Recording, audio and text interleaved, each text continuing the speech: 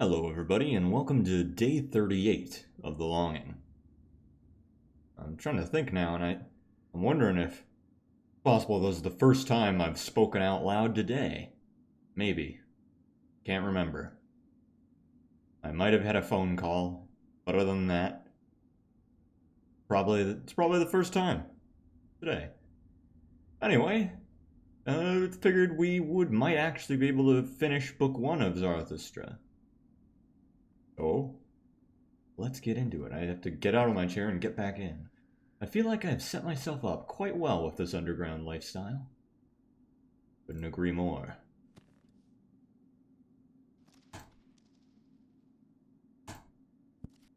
Turn off idle reading and begin. Chapter 22, The Bestowing Virtue.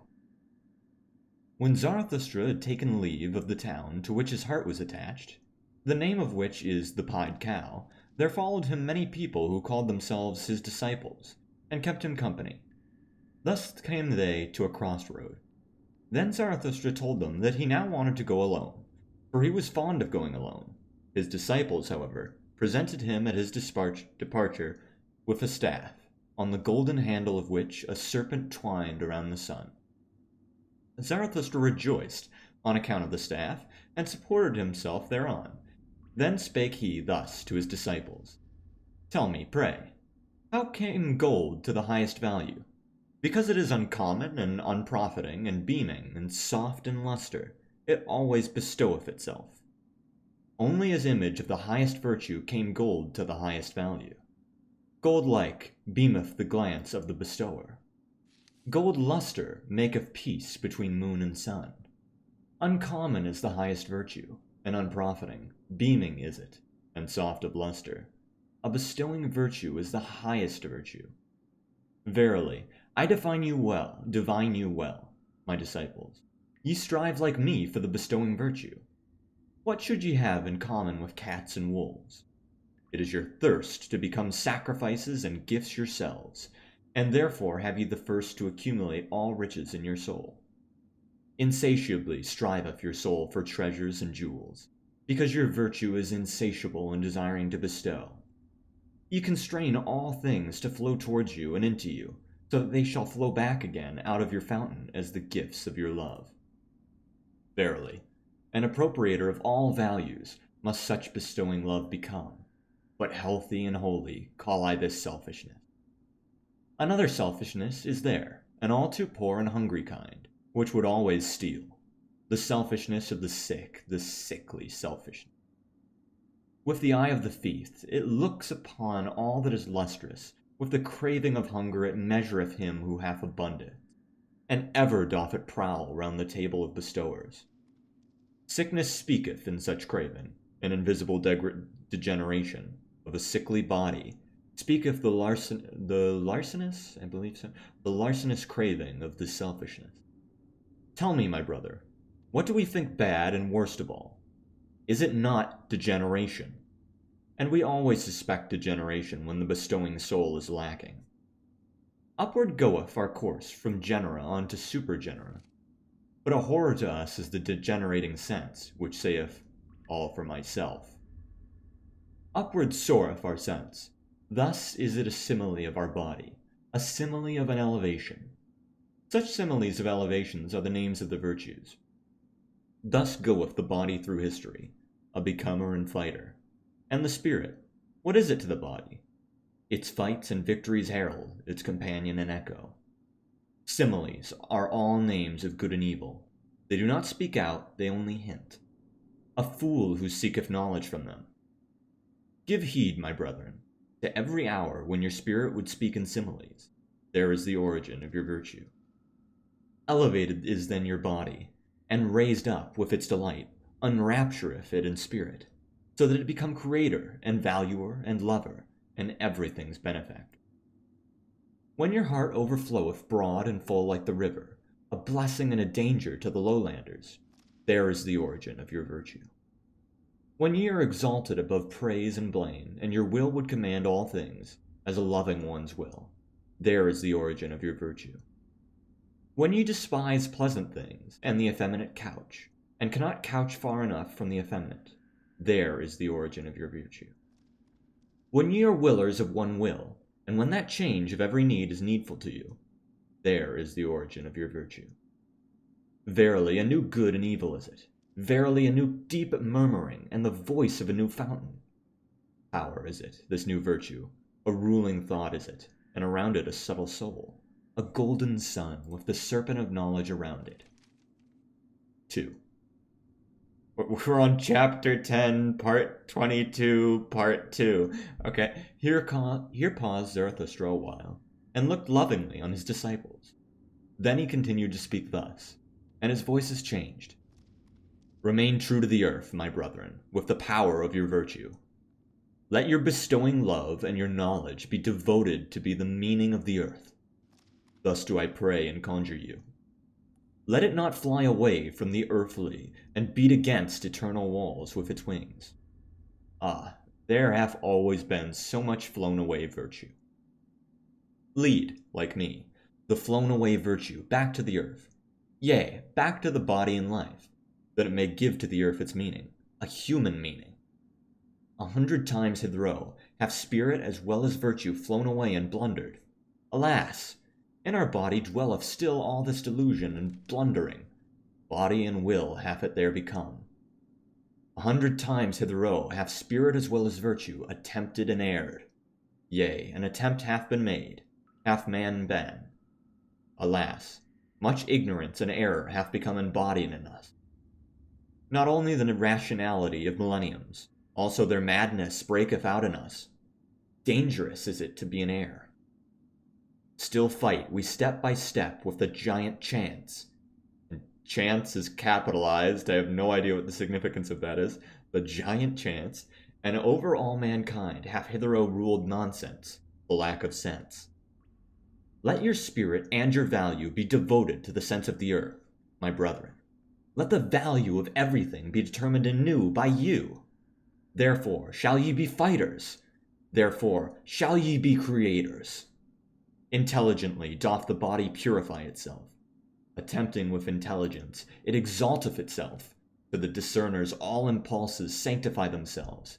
To the exalted, the soul becometh joyful. Physician, heal thyself, then wilt thou also heal thy patient. Let it be his best cure to see with his eyes him who maketh himself whole. 1,000 paths are there, which have never yet been trodden. 1,000 celebrities, and hidden islands of life. Unexhausted and undiscovered is still man and man's world. Awake and hearken, ye lonesome ones.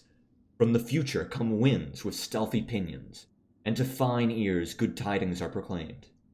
Ye lonesome ones of today, ye seceding ones, ye shall one day be a people. Out of you who have chosen yourselves shall a chosen people arise, and out of it the Superman. Verily, a place of healing shall the earth become, and already is a new odor diffused around it, a salvation-bringing odor, and a new hope. 3. When Zarathustra had spoken these words, he paused, like one who had not said his last word, and long did he balance the staff doubtfully in his hand. At last he spake thus, and his voice had changed. I now go alone, my disciples. Ye also now go away and alone. So will I have it. Verily I advise you, depart from me, and guard yourselves against Zarathustra. And better still, be ashamed of him. Perhaps he hath deceived you. The man of knowledge must be able not only to love his enemies, but also to hate his friends. One requiteth a teacher badly, if one remain merely a scholar. And why will ye not pluck at my wreath? Ye venerate me, but what if your veneration should some day collapse? Take heed, lest a statue crush you. Ye say, ye believe in Zarathustra? But of what account is Zarathustra? Ye are my believers, but of what account are all believers? Ye had not yet sought yourselves, then did ye find me. So do all believers. Therefore all belief is of so little account. Now do I bid you lose me and find yourselves, and only when ye have all denied me will I return unto you. Verily, with other eyes, my brethren, shall I then seek my lost ones. With another love shall I then love you. And once again, shall ye have become friends unto me, and children of one hope. Then will I be with you for the third time, to celebrate the great noontide with you. And it is the great noontide, when man is in the middle of his course between animal and Superman, and celebrate of his advance to the evening as his highest hope. For it is the advance to a new morning. At such time will the down-goer bless himself, that he should be an over-goer, and the sun of his knowledge will be at noontide. Dead are all gods, now do we desire the Superman to live. Let this be your final will at the great noontide. Final will at the great noontide. Thus spake Zarathustra. End of part 1 of book 1 of Zarathustra. As for those first 2 parts of Chapter 10, Part 22, Parts 1 through 2, however you want to call that, I was kind of worried because I wasn't really following that, and I was hoping that this would end in a very bombastic and interesting way, and I think Part 3 actually did end pretty bombastically, at least just in the sense of at least. I think I've already mentioned this, but this idea of, well, how would I approach how I'd talk about this part 3? Just one of my biggest problems with this, and Zarathustra as this character or whatever, is how intensely he believes things and is willing to tell people like, oh, no, you don't understand. This is the way things are, and oh, those poor souls who don't understand things the way I do. Oh, poor them. And, like, he seems sort of like just such an egotistical, self-assured kind of piece of shit sometimes. But this kind of takes it and almost seems kind of, what's the word? A redemption for that idea, in the sense that he is cautioning his followers to think for themselves and consider that maybe they might not agree with everything he says, and that that's okay, and that it's important to be able to treat your friends like enemies, or whatever he said. Maybe not treat, but you get the idea. And I really like that as a ending to part 1. Not so much the other bits, I didn't really understand that, but this final bit I liked. Let's see, has it been 10 minutes? I think it has.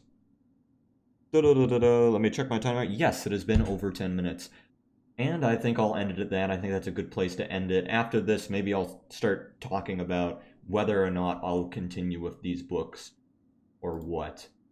Because there's 4 Thus Spoke Zarathustras. I think since this took a bit of a time to get through, and that even though it took a long time, I'm not sure how much I got out of this. I'll just have to weigh my options about what I want to do from here. I'll see you guys in the next episode. Later. Bye.